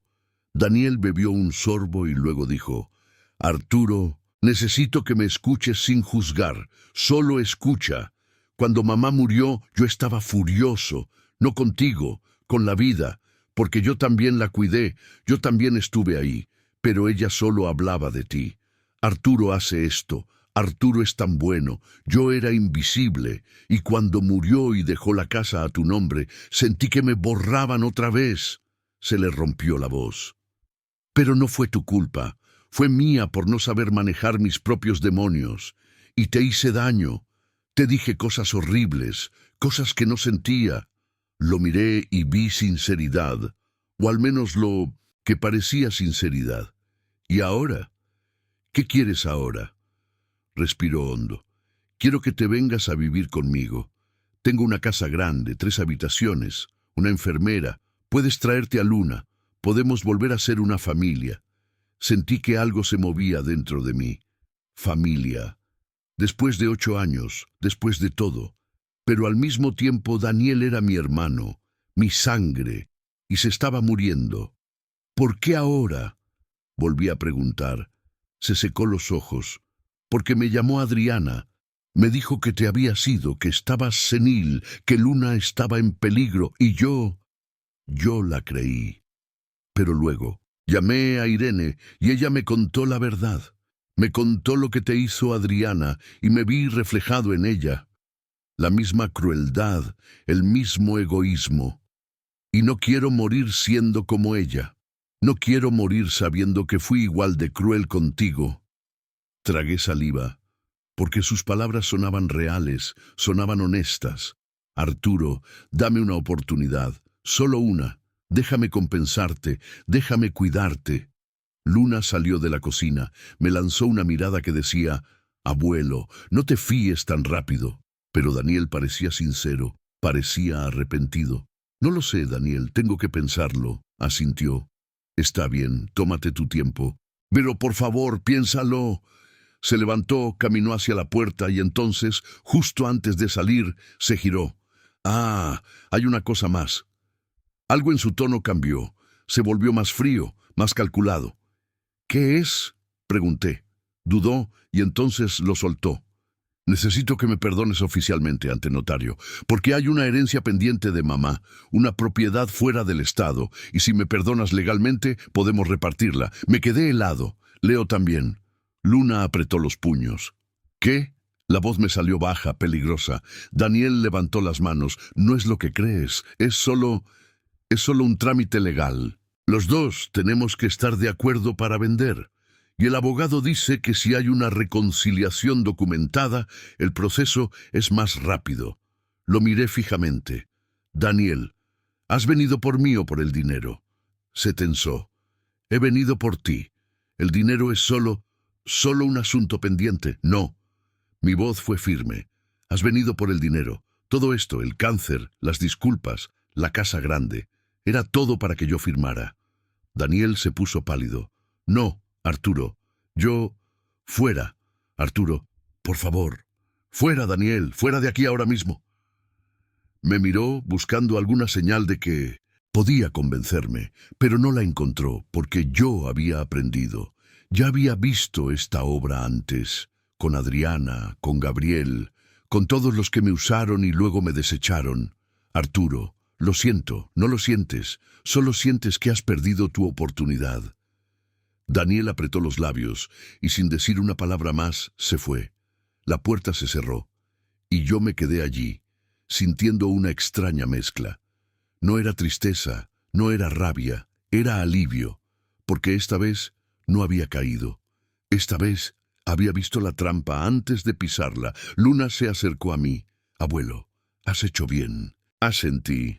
Lo sé, mi amor, lo sé. Me senté. Me temblaban las manos, no de miedo, de rabia, pero también de algo más.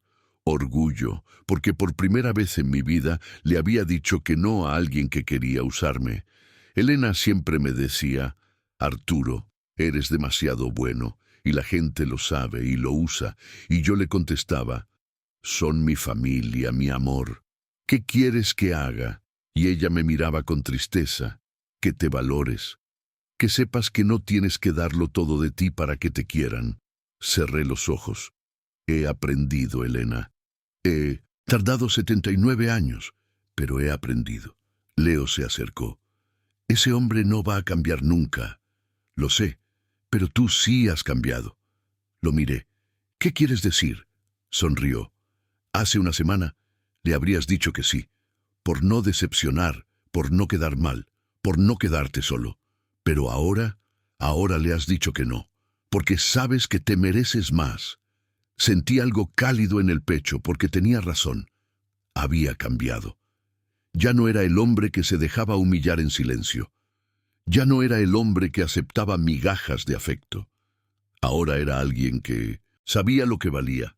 Alguien que sabía que era mejor estar solo que mal acompañado. Y esa simple certeza me dio fuerza. Nos sentamos. Luna preparó más café, y mientras bebíamos oímos algo fuera, un ruido, motores, sirenas. Nos miramos. Leo frunció el ceño. ¿Qué es eso? Fue a la ventana, y entonces con voz tensa dijo, es la policía. Se me paró el corazón. ¿Qué? Luna corrió a la ventana. Abuelo, hay 3 coches patrulla. Me levanté, fui a la puerta, la abrí, y allí estaban.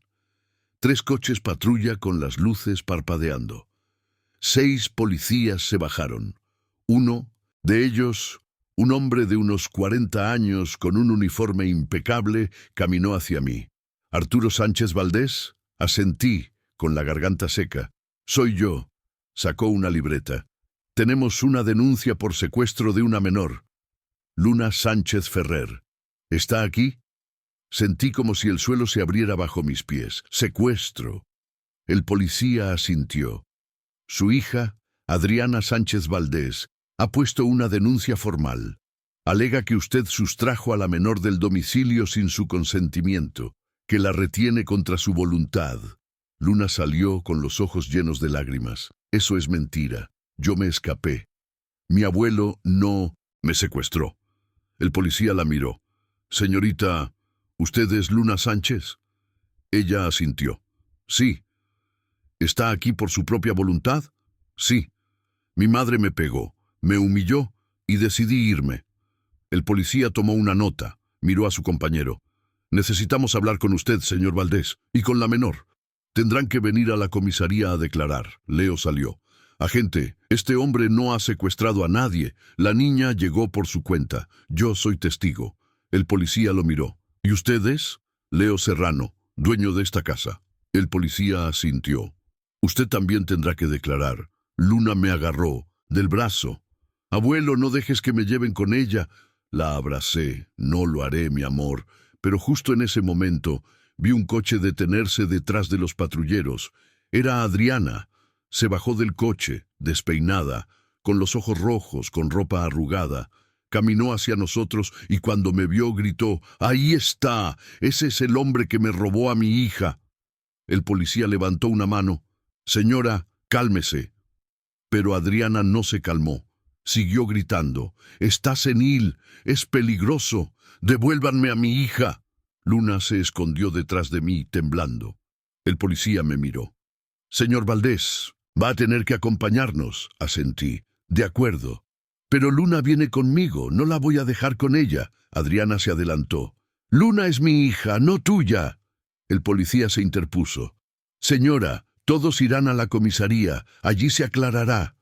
Adriana me miró con odio, odio puro, y en ese momento lo entendí. Mi hija no solo me había echado, no solo había mentido sobre mí, ahora me estaba acusando de un delito para recuperar el control, para ganar, para hacer que volviera arrastrándome. Pero esta vez no iba a funcionar, porque esta vez yo tenía testigos. Tenía a Luna, tenía a Leo y tenía la verdad.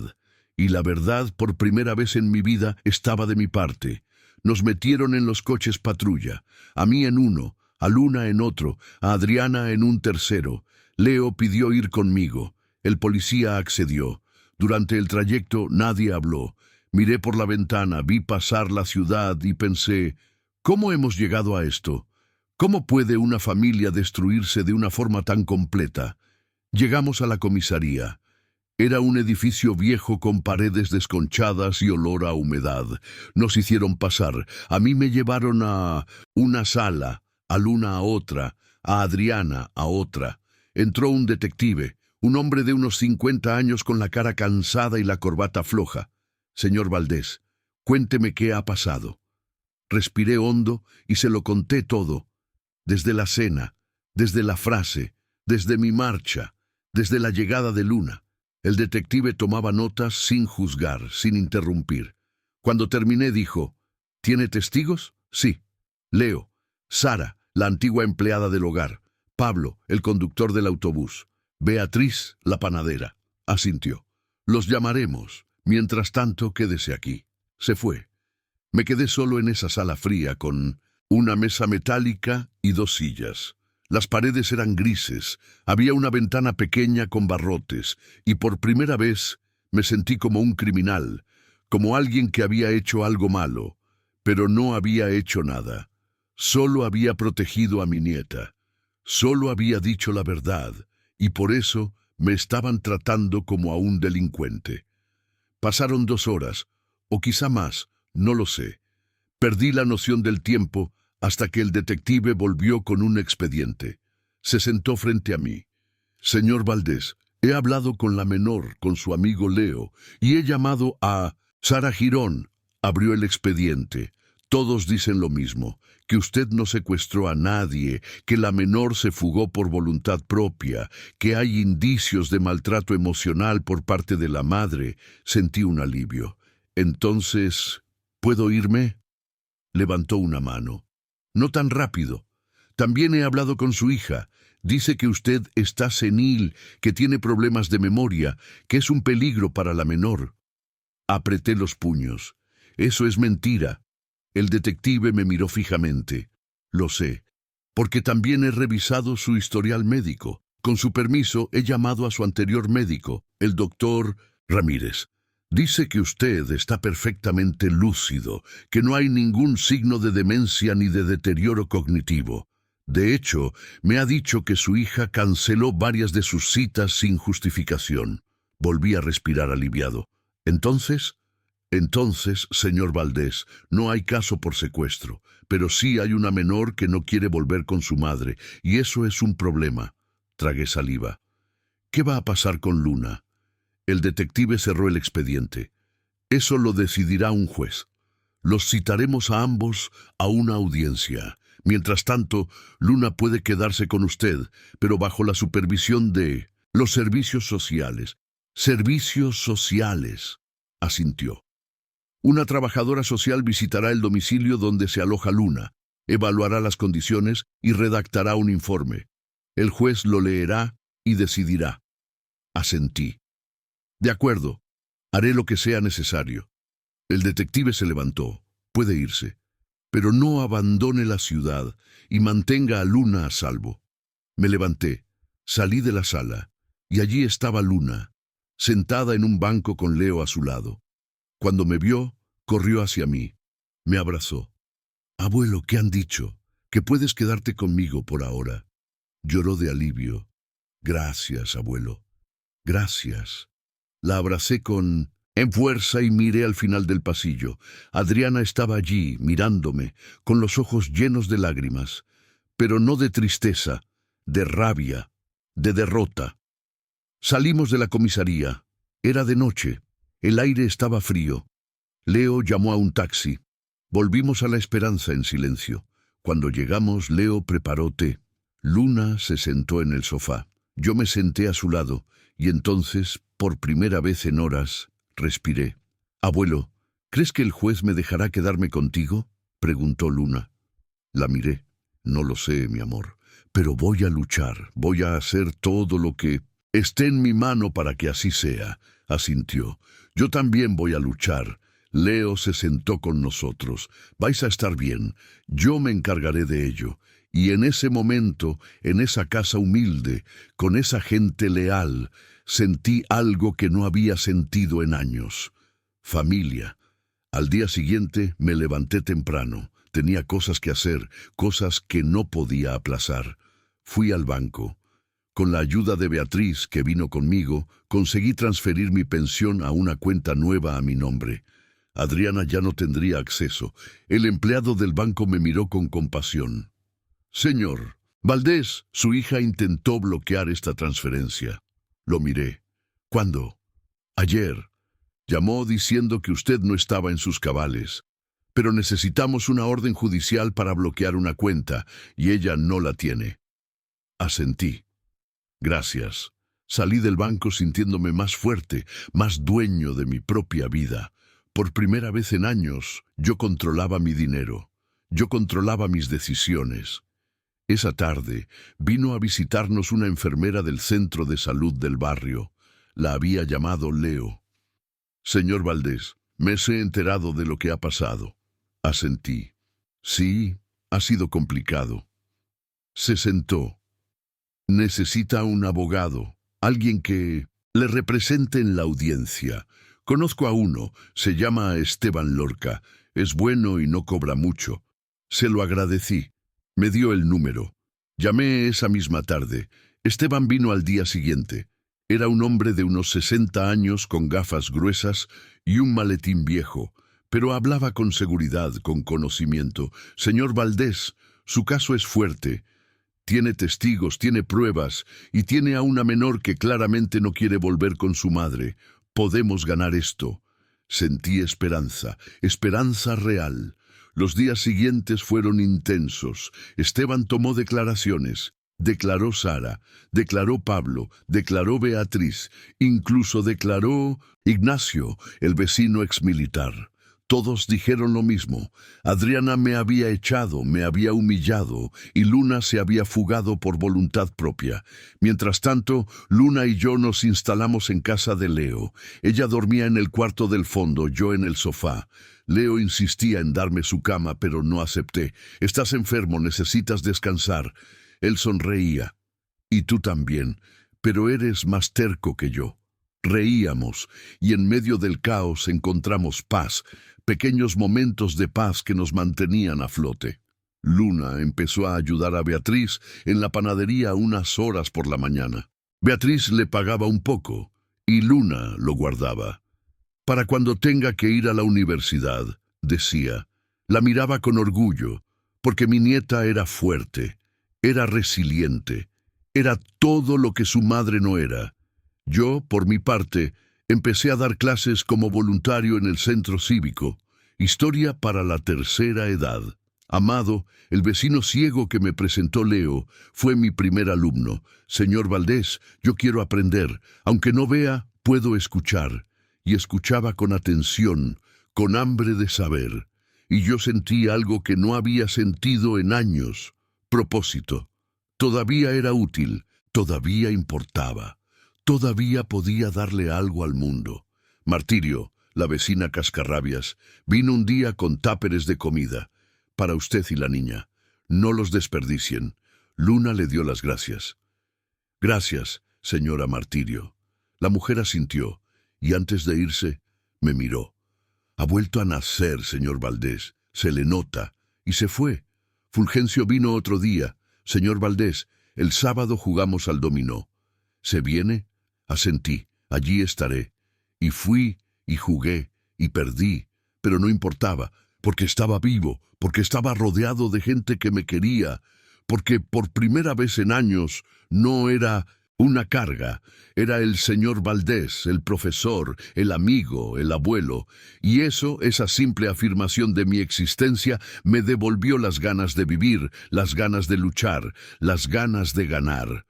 Pasaron 3 semanas, 3 semanas de preparación, de nervios, de miedo. La audiencia se fijó para un martes a las 10 de la mañana. Esteban, mi abogado, vino la noche antes. «Señor Valdés, mañana va a ser duro. Adriana también tiene un abogado, y le van a atacar. Dirán que es usted viejo, que no puede cuidar de una adolescente, que Luna necesita a su madre». Lo miré. «¿Y qué vamos a decir nosotros?», sonrió.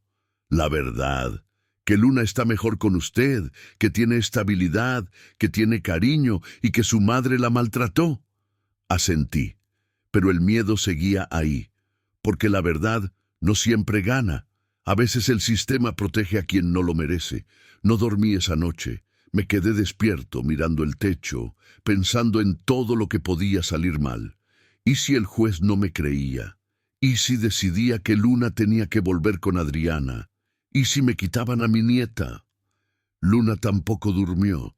La oí levantarse varias veces, ir al baño, volver. A las 6 de la mañana me levanté, fui a la cocina. Ella ya estaba allí, sentada a la mesa, con las manos aferradas a una taza vacía. «¿No has podido dormir?», le pregunté. Negó con la cabeza. «Tengo miedo, abuelo». Me senté a su lado, le cogí la mano. «Yo también, pero vamos a estar bien. Pase lo que pase, vamos a estar bien». Llegamos al juzgado a las 9. Esteban nos esperaba en la entrada. «¿Listos?», asentí. Luna también. Entramos. Era un edificio frío con pasillos largos y olor a papel viejo. Nos sentamos en una sala de espera y entonces la vi. Adriana. Estaba sentada al otro lado con su abogado, un joven con un traje caro y cara de arrogante. Adriana me miró, y yo le devolví la mirada. Parecía diferente, más delgada, con ojeras profundas, el pelo sin brillo. Pero sus ojos seguían teniendo esa dureza, esa frialdad, esa incapacidad para aceptar que se había equivocado. Luna me apretó la mano. «No la mires, abuelo. No tengo miedo de mirarla, mi amor». Dijeron nuestros nombres. Entramos en la sala. La jueza era una mujer de unos 50 y 5 años con gafas y expresión seria. Buenos días, soy la jueza Amparo Villar. Estamos aquí para resolver el asunto de la custodia temporal de la menor, Luna Sánchez Ferrer. Señora Sánchez, tiene la palabra. El abogado de Adriana se levantó. Señoría, mi clienta es una madre responsable, trabajadora, que ha cuidado de su hija durante 16 años. El señor Valdés, con todos mis respetos, es un hombre de 79 años. No tiene ni los recursos ni la energía para cuidar de una adolescente. Además, sustrajo a la menor del domicilio sin el consentimiento de la madre. Esto constituye un secuestro. Esteban se levantó. Objeción, señoría. No hubo ningún secuestro. La menor se fugó por voluntad propia. Tenemos declaraciones que lo prueban. Además, hay indicios de maltrato emocional y físico por parte de la madre. El abogado de Adriana sonrió. ¿Maltrato? La señora Sánchez nunca ha pegado a su hija. Hubo una discusión normal entre una madre y su hija adolescente nada más. Luna se tensó a mi lado. Esteban miró a la jueza. Señoría, la menor tiene un moratón en el brazo, documentado por los servicios sociales, y hay testigos que confirman el maltrato emocional. La jueza tomó una nota. Continuemos. Señor Valdés, ¿quiere decir algo? Me levanté con las piernas temblando. Sí, señoría. Yo no he robado a mi nieta. Ella vino a mí porque no tenía otro sitio a donde ir, porque su madre le pegó, porque su madre me echó de casa sin motivo. Yo solo quiero cuidarla, darle un hogar, darle cariño. Sé que soy viejo, sé que no soy perfecto, pero la quiero y ella me quiere a mí, y eso tiene que contar para algo. Me senté. La jueza me miró. Señor Valdés, ¿tiene usted un lugar estable donde vivir? Sí, con mi amigo Leo. ¿Y tiene ingresos? Sí, mi pensión. Y trabajo en la panadería del barrio. La jueza tomó una nota. ¿Y tú, Luna? ¿Qué quieres tú? Luna se levantó con lágrimas en los ojos. Quiero quedarme con mi abuelo. Mi madre no me quiere. Solo me tiene porque le da vergüenza que la gente sepa que me fui. El abogado de Adriana se levantó. Señoría, la menor está siendo manipulada. Es obvio que el abuelo le ha metido ideas en la cabeza. Luna lo miró con rabia. A mí nadie me ha manipulado. Mi madre me pegó. Mi madre echó a mi abuelo. Yo lo vi todo. La jueza levantó la mano. Orden, Luna, siéntese. Luna se sentó temblando. Le puse una mano en el hombro. La jueza miró sus papeles. Tengo aquí el informe de los servicios sociales. Dice que la menor se encuentra en buenas condiciones en el domicilio del señor Valdés, que tiene estabilidad emocional, asiste a la escuela y no muestra signos de estar en peligro. El abogado de Adriana se tensó. Pero, señoría, eso es temporal. Un hombre de su edad no puede. Un hombre de su edad, interrumpió la jueza, ha cuidado mejor de esta niña que su propia madre en las últimas semanas. Eso es lo que dice el informe. Sentí un rayo de esperanza. La jueza llamó a Beatriz. Entró nerviosa. Se sentó. Señora Berenice, usted conoce al señor Valdés, ¿verdad? Sí, señoría, desde hace 40 años. Entonces, ¿cómo lo describiría? Beatriz me miró con los ojos llenos de lágrimas. El señor Valdés es de esa gente que ya no se encuentra. Honesto, trabajador, generoso. Cuando murió mi marido, fue el único que vino al velatorio y trajo comida para que yo no tuviera que cocinar. Y cuando abrí la panadería, me prestó dinero sin intereses, sin papeles, solo confianza. La jueza tomó una nota. ¿Y con Luna? ¿Cómo es con Luna? Es un verdadero abuelo, no de los que dan dinero y se van. La escucha, la respeta, la trata como a una persona. Y Luna lo adora. Se nota. Beatriz se secó los ojos. Si alguien merece cuidar de esa niña, es él. Entonces la jueza continuó. Sin embargo, la ley es clara.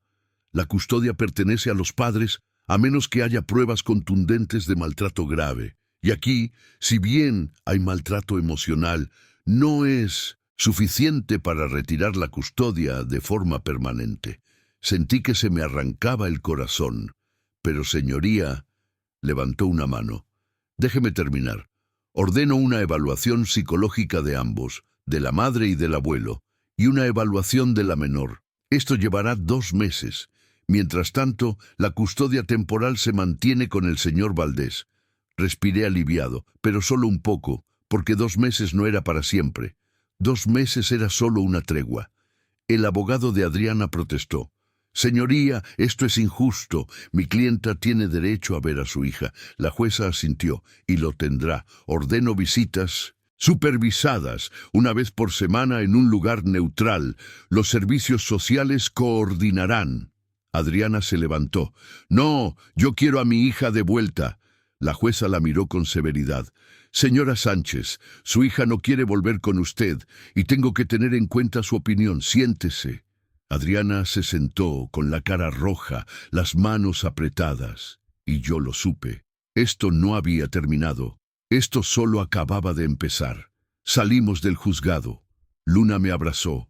Abuelo, hemos ganado. No hemos ganado, mi amor. Solo hemos ganado tiempo. Esteban asintió. El señor Valdés tiene razón. Esto continuará.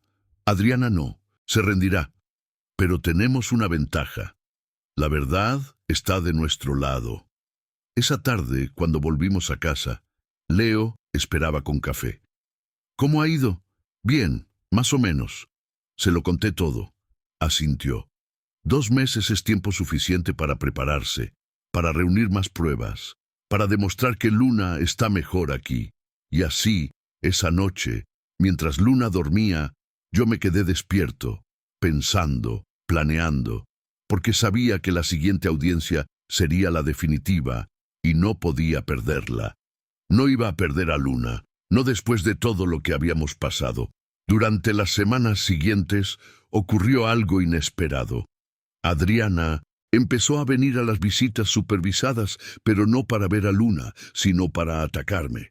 Papá, esto es ridículo. Devuélveme a mi hija. No es mi decisión, Adriana. Es la decisión de la jueza. La has manipulado. Le has metido ideas en la cabeza. No, tú la has herido y ella ha decidido irse. Las visitas eran tensas, dolorosas. Luna apenas hablaba con su madre y Adriana, en lugar de intentar reconectar, solo acusaba, solo atacaba, y con cada visita la trabajadora social tomaba notas, y yo sabía que esas notas me ayudarían, porque demostraban quién era Adriana de verdad y quién era yo.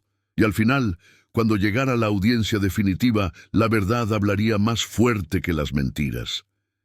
2 meses después, volvimos al juzgado, esta vez con más pruebas, más testigos, más esperanza. La jueza Amparo Villar entró. Todos nos levantamos, se sentó, abrió un expediente. He revisado las evaluaciones psicológicas, la evaluación de la menor y los informes de las visitas supervisadas. Miró a Adriana. Señora Sánchez, la evaluación muestra que usted tiene altos niveles de estrés, ansiedad y dificultad para manejar sus emociones. También muestra una falta de empatía hacia su hija. El abogado de Adriana se levantó. Señoría, mi clienta ha estado bajo mucha presión. Eso no significa que no pueda cuidar de su hija. La jueza lo miró. Siéntese, señor Valdés. Su evaluación muestra que usted está en plenas facultades mentales, que no hay signos de demencia, que tiene estabilidad emocional y que tiene un fuerte vínculo con su nieta. Sentí un alivio, pero la jueza continuó. Sin embargo, hay una preocupación: su edad y su salud. El informe médico dice que tiene usted la tensión alta, que necesita medicación constante y que, estadísticamente, a su edad, las complicaciones de salud son incomunes. Sentí un nudo en la garganta. Señoría, yo me cuido, tomo mi medicación y tengo apoyo. Leo, mi amigo, Beatriz, Sara, todos me ayudan. La jueza asintió. Lo sé. pero la ley me obliga a considerar el bienestar a largo plazo de la menor. El abogado de Adriana sonrió, como si supiera que ya había ganado. Señoría, está claro. La menor debe volver con su madre. Es lo natural, es lo correcto. Esteban se levantó. Señoría, con todos mis respetos, lo natural no siempre es lo correcto. Lo correcto es lo que protege a la menor, y la menor está en riesgo con su madre. La jueza levantó la mano. Ambos tienen puntos válidos, pero hay algo que no han considerado. Nos miró a todos. La opinión de Luna.